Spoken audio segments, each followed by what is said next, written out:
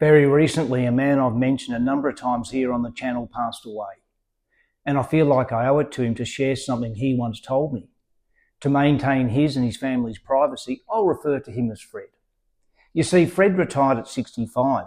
He took ill at 67 and was gone at 68.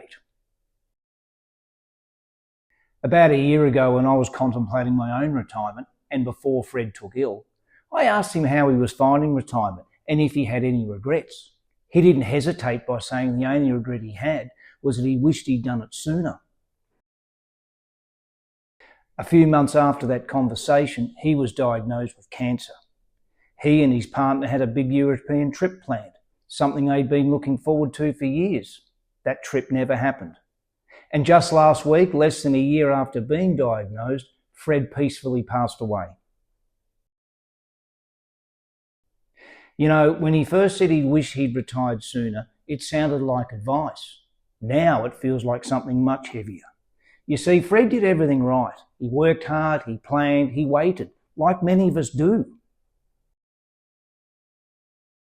The problem in many ways is we tend to plan retirement as if time comes with some kind of guarantee, as if health is guaranteed, as if life will wait patiently until we're ready, but it doesn't. Life can be short, sometimes cruel, especially in Fred's case, as he didn't live a hard or indulgent life. On this channel, I often say, maximise the youth of your retirement. And what I mean by that isn't retiring recklessly. It isn't ignoring financial reality. It's recognising that the most valuable years of retirement aren't the longest ones. They're the healthiest ones. They're the years when you still have the energy to travel, to explore, to move freely.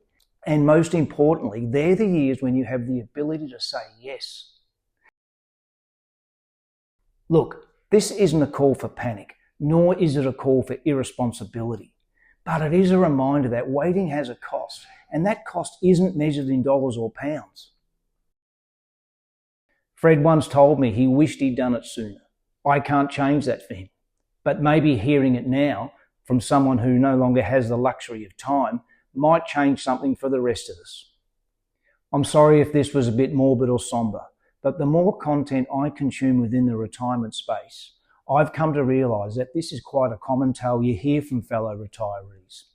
Anyway, that's all for now, guys. I'll leave this with you to reflect on, so bye for now.